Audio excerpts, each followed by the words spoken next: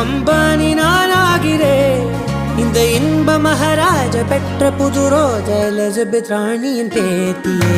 தாயே தாயே மகளன வந்தாய், தந்தை சிந்தை நலமுற வந்தாய்.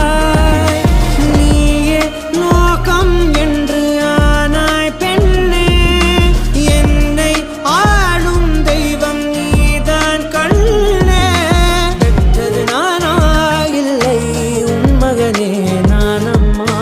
தாயே தாயே மகளன வந்தாய்,